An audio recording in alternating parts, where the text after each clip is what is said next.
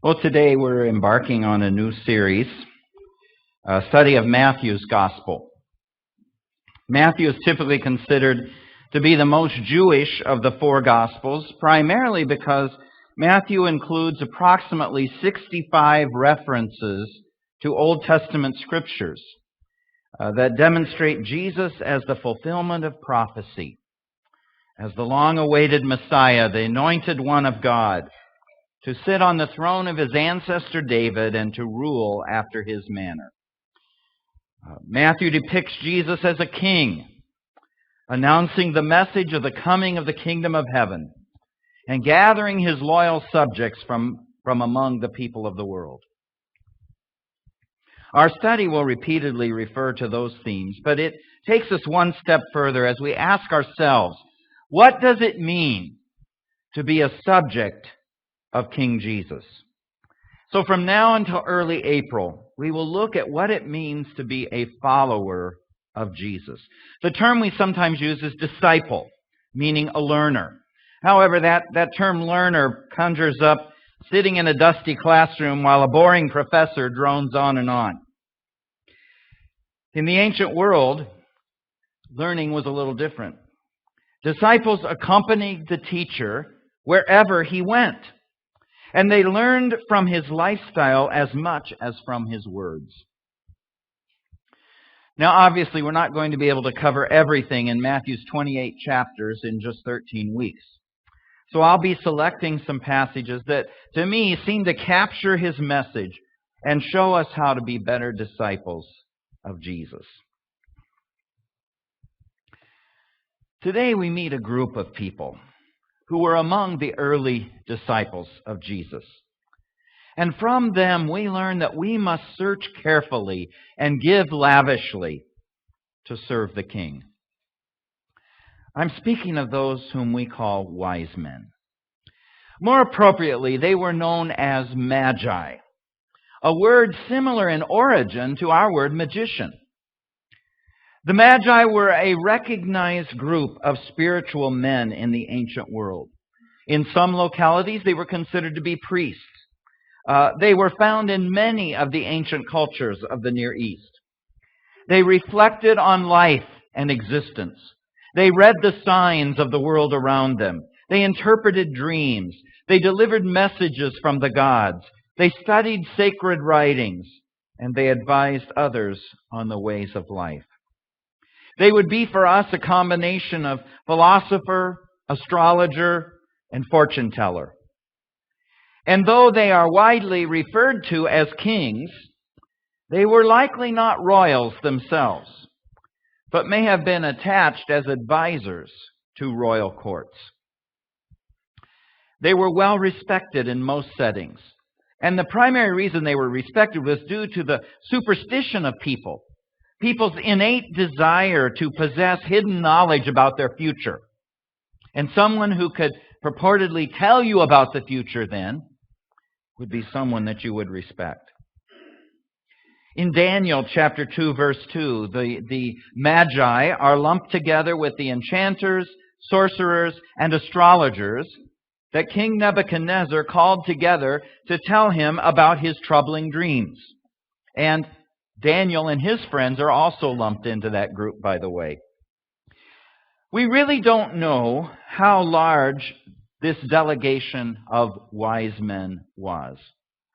The idea that there were three is based on the number of gifts given to Jesus. It's that simple. So I want to read our passage today from Matthew chapter 2, verses 1 through 18. After Jesus was born in Bethlehem in Judea during the time of King Herod, Magi from the east came to Jerusalem and asked, "Where is the one who has been born King of the Jews? We saw his star in the east and have come to worship him." When King Herod heard this, he was disturbed, and all Jerusalem with him. When he had called together all the people's chief priests and teachers of the law, he asked them where the Christ was to be born. "In Bethlehem, in Judea," they replied, "for this is what the prophet has written. But you, Bethlehem, in the land of Judah, are by no means least among the rulers of Judah, for out of you will come a ruler who will be the shepherd of my people Israel." Then Herod called the Magi secretly and found out from them the exact time the star had appeared. He sent them to Bethlehem and said, "Go and make a careful search for the child. As soon as you find him, report to me so that I too may go and worship him." After they had heard the king, they went on their way, and the star they had seen in the east went ahead of them until it stopped over the place where the child was. When they saw the star, they were overjoyed. On coming to the house, they saw the child with his mother Mary, and they bowed down and worshipped him. They then opened their treasures and presented him with gifts of gold and of incense and of myrrh. And having been warned in a dream not to go back to Herod, they returned to their country by another route. When they had gone, an angel of the Lord appeared to Joseph in a dream. "Get up," he said, "take the child and his mother and escape to Egypt. Stay there until I tell you, for Herod is going to search for the child to kill him." So he got up, took the child and his mother during the night, and left for Egypt, where he stayed until the death of Herod. And so was fulfilled what the Lord had said through the prophet, "Out of Egypt I called my son." When Herod realized that he had been outwitted by the Magi, he was furious, and he gave orders to kill all the boys in Bethlehem and its vicinity who were 2 years old and under, in accordance with the time he had learned from the Magi. Then what was said through the prophet Jeremiah was fulfilled. "A voice is heard in Ramah, weeping and great mourning, Rachel weeping for her children and refusing to be comforted because they are no more." Where did these wise men come from? We're not really sure. We only know that they were from the east. Now, they may have been as close as the desert of Arabia or as far as ancient Persia. At any rate, it was a long journey they took, as much as 900 miles, over less than friendly terrain. Their trek may even have paralleled that of Abraham, father of the faithful, as he, in obedience to God's command and leading, left his home in Ur to go to the land of Canaan. Their trip was precipitated by the appearance of a sign in the heavens, which they took to announce the birth of a king over the Jews. It's possible they were familiar with the Jewish hope for a coming king, like the great King David of Israel. And they may have even known of some of the ancient prophecies regarding his coming. They knew the general direction to travel, but did not know exactly where the new king would be found. So they went to the logical place. They first traveled to Jerusalem to inquire of the present king, Herod the Great, thinking that perhaps this child that was born might even be a descendant of Herod. When they asked him about the new king of the Jews, Herod's thoughts immediately turned to the Messiah, because he asked the advisors, "Where do the scriptures say the Messiah is to be born?" Herod himself was no descendant of David. In fact, Herod was an Idumean from the neighboring land known in the Old Testament as Edom. He immediately consulted with the experts in Hebrew scriptures about where the Messiah was to be born. He learned that the prophet Micah had identified Bethlehem, the birthplace of King David, as the birthplace of Messiah as well. Herod was disturbed about the news regarding a potential rival just a few miles away, in his own backyard, so to speak. In his latter years especially, Herod had grown extremely paranoid. It was as if he knew he had no real right to rule over the Judea, and he had to take any threats toward his authority into his own hands by viciously exterminating the source of worry. His latter years were characterized by constant domestic problems. His 10 wives had produced offspring who contended against each other for his throne. His paranoia caused him to have a number of his own family members imprisoned and executed. For example, his wife Mariamne I, and later her two sons, Alexander and Aristobulus. After several incidents of this sort, Caesar Augustus supposedly made the famous pun that he would rather be Herod's pig, his hus, than his son, his huios. So it's easy to understand why Matthew tells us when Herod was upset, all of Jerusalem was upset with him. For the leaders, any disturbance to the political system was a threat to their power as well. Add to that the volatile temper of Herod, and one can understand the palpable tension at the announcement of the birth of a rival king. So as not to arouse their suspicion about his true motives, Herod asked the wise men to search carefully for the child, something they had already been doing for at least several months, and to report back to him so he too could go and worship the new king. The star the wise men had followed led them to the house where the young child Jesus was with his mother. Now, by this time, Jesus is no longer a newborn infant, but probably several months old. The temporary cradle of a manger has given way to more permanent and appropriate housing for a baby, but likely not accommodations we might expect that would be fit for a king. Nevertheless, the wise men, guided by God and convinced that their careful search and their long journey had come to an end, recognized this young king for who he was and bowed down in worship. In their minds, the surroundings and the circumstances were not as important as was the identity of the one whom they found. Fitting with his royal station, they paid homage to him by presenting him gifts of great value. Gifts they had carried with them on the long miles of their journey. They gave him gold, frankincense, and myrrh. At that point, little did they know the significance of these gifts to the child before whom they bowed. But Matthew knew, as he wrote his gospel some 30 years later, and of course, we too know.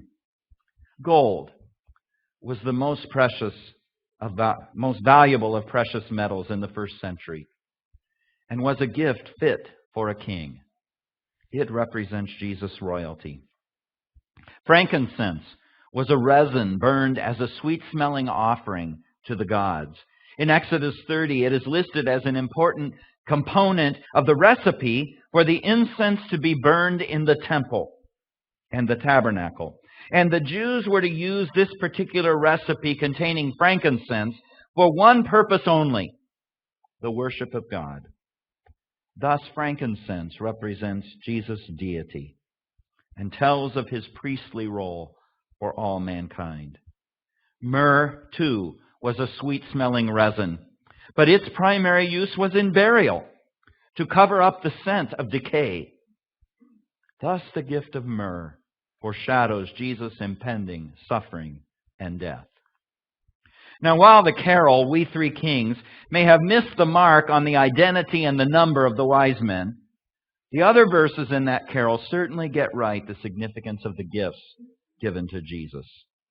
Born a king on Bethlehem's plain, gold I bring to crown him again, king forever, ceasing never, over us all to reign. Frankincense to offer have I. Incense owns a deity nigh. Prayer and praising, voices raising, worshiping God on high. Myrrh is mine. Its bitter perfume breathes a life of gathering gloom. Sorrowing, sighing, bleeding, dying, sealed in the stone-cold tomb. Their mission completed, God warned the wise men not to return to Herod, but to return home by another route. When Herod discovered he had been duped by the Magi, he was furious. In expected fashion, he determined to remove the threat to his reign. And in doing so, he ordered all the male children in the vicinity of Bethlehem, 2 years old and under, to be killed, based on when the wise men told him they had first observed the star. Now, we don't know how many children this involved. The number was probably not large. Bethlehem wasn't a big place. But it's tragic nevertheless. And it powerfully illustrates the differing reactions of Herod and the Magi to the birth of Jesus, King of the Jews. And that's important for our understanding of this passage. The differing reactions to the birth of this king. And that brings me to several points of application I believe we can make from this text relative to our overall theme of discipleship. First of all, the wise men set out on a careful search for Jesus, encompassing many miles and many months. It was no easy chore for them. It was an ordeal for them to make this journey. But in their minds, it was worth it for what they hoped to discover. Herod, too, was interested in finding the child, but the result was entirely opposite. The wise men recognized Jesus as a king, even though the outward circumstances did not give that appearance. Their gifts and their actions of bowing before him indicated that they understood his greatness. Herod, on the other hand, approached the child with murderous intent, believing he might be the Messiah, but unwilling to bow before him. It was too threatening for his own position. How does Matthew depict Jesus here? He's but a baby. A baby hurts or threatens no one. We can find no greater picture of both weakness and innocence than a newborn baby. And yet Herod was threatened. Why? What threat could a baby offer to him? Matthew shows Herod as a usurper who fittingly meets his own demise soon after the events we've been talking about this morning. Whereas Jesus, the King, continues his ministry and mission. He is, though a baby at this point, a true king that all need to take seriously. In the passage, we see clearly the contrast between the reign of these two kings, God's Messiah versus King Herod.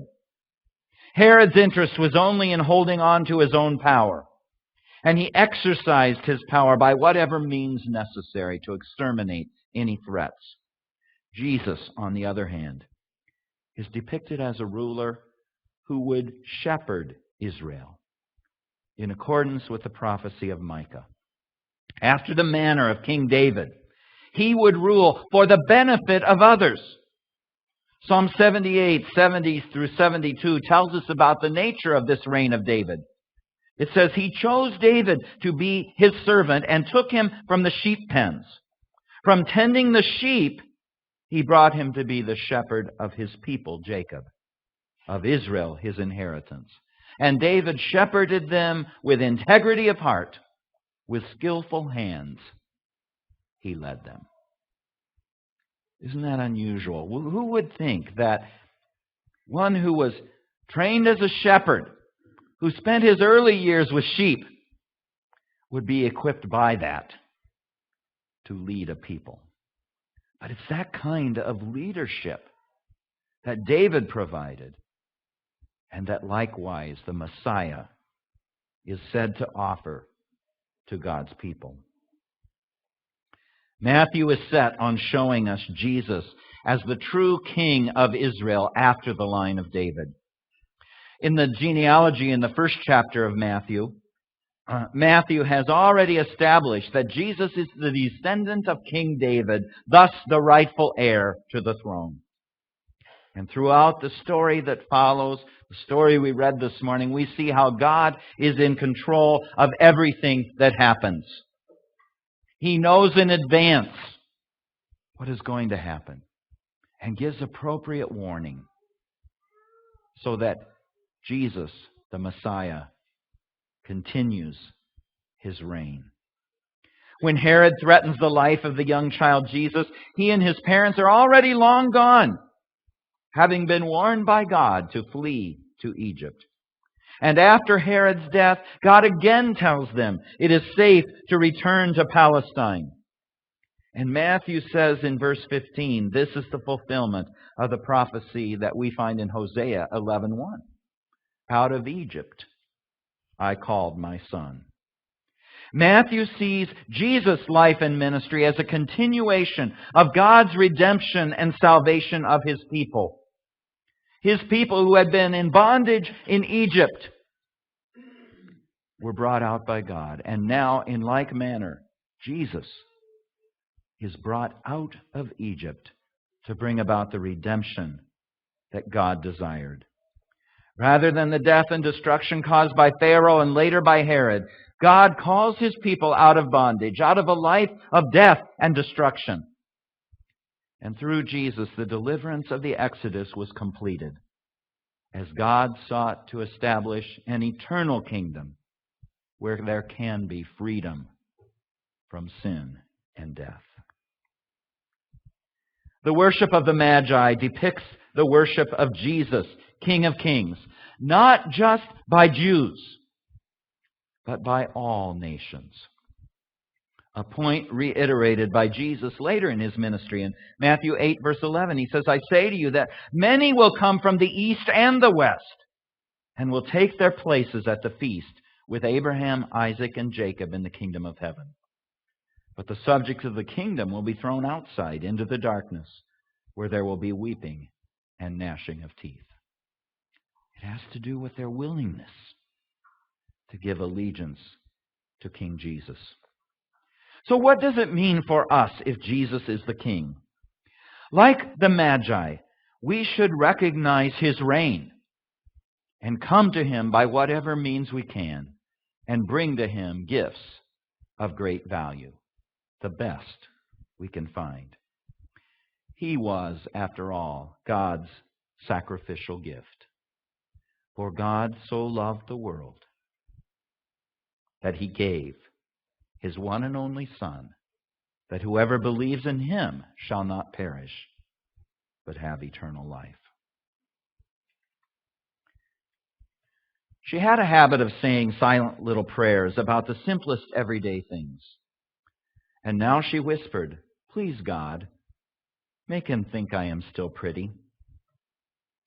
What heart-wrenching words from the classic short story, The Gift of the Magi by O. Henry. Della's knee-length, cascading, beautiful brown hair was her most prized possession. But she has just cut it off to sell to a wig maker. She does it so she will have money to buy her beloved husband Jim a Christmas present.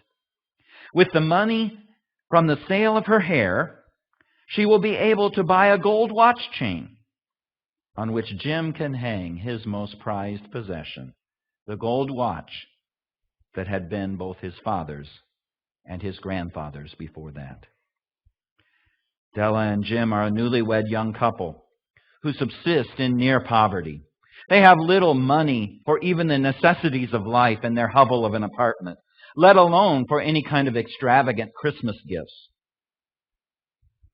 Without knowing what she has done, Jim will be coming home on Christmas Eve to find Della shorn of her beautiful hair, all to buy the gold chain for him that he cannot possibly afford to buy for himself.